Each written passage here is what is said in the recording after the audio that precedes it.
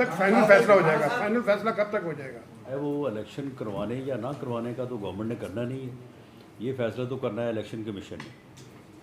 Election commission जो है वो पाबंदी लगा दे कि ना कोई जलसा होगा, ना कोई जुलूस होगा, ना कोई रैली होगी, और ना ही जो है वो किसी बंद कमरे में जो है वो बेलगाम बकवास होगी और लोगों के ऊपर दुश्मनाम दराजी होगी, गाली गलोच होगी, अदारों को जो है वो बदनाम किया जाएगा।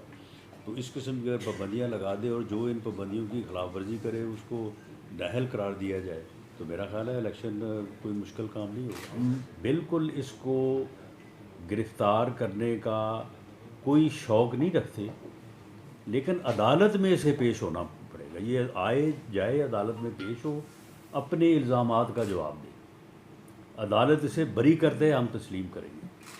और अगर अदालत सज़ा देती है तो फिर ये भुगते, सज़ा ले।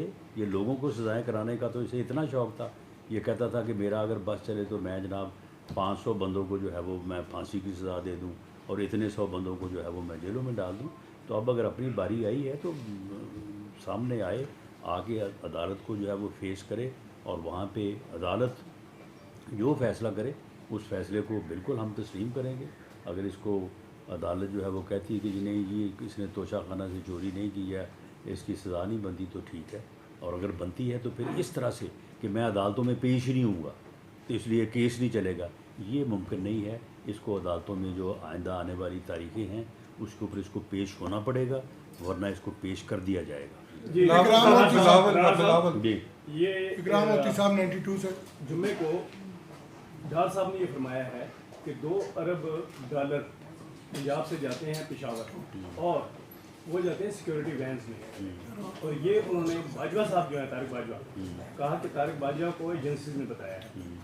ये कौन सी एजेंसीज हैं जो ये काम करती हैं कि वो आपको नहीं बताती? यानी FIA ने बताया है, किसने बताया है, ये मामला क्या है?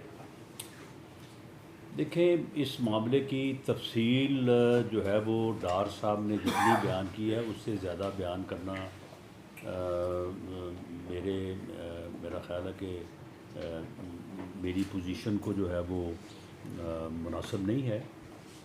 गो मुझे पता है, लेकिन इसमें मामला ये है, देखें, जब एक इन्फॉर्मेशन आती है तो उस इन्फॉर्मेशन की फिर कंफर्मेशन, फिर वेरिफिकेशन जो है वो एक तो वो उस रास्ते में हायल होती है। दूसरा ये है कि अगर मैं ये कहूँ कि डॉलर की जो कमी है या जिस मुश्किल सूरत हाल में हम दो चार हैं, ये इमरानी जो बदबख्त टोला इस मुल्क के ऊपर 3.5 पौने 4 साल मुसल्लत रहा, उसकी मुआशी पॉलिसियों का नतीजा और IMF के साथ होने वाला मुआहदा हो जाए उसका नतीजा।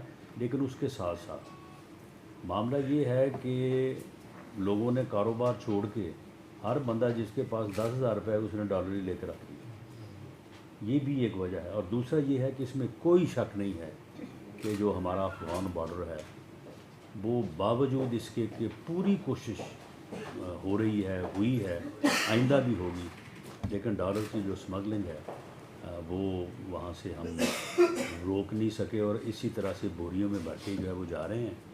और ये रेट जो अब बढ़ा था उसकी भी एक बुनियादी वजह यही थी कि यहाँ इस्लामाबाद में या पाकिस्तान में रेट और है, अफगान बॉर्डर पे रेट और है, और इतना फ़र्क है।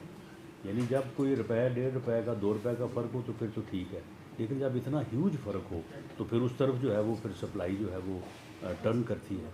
तो ये वो मसाइल हैं जिससे मुल्क इस वक्त दरपेश है, और इसमें जो है वो हुकूमत की परफॉर्मेंस के लिहाज से या डार साहब का अपनी परफॉर्मेंस के लिहाज से कोई कसूर नहीं है, लेकिन ये है कि ये हालात ऐसे हैं कि जिनकी वजह से मुल्क की इकॉनमी जो है वो काफ़ी मुश्किलात का शिकार है। लेकिन इन मुजरिमों के नाम तो सामने आए हैं।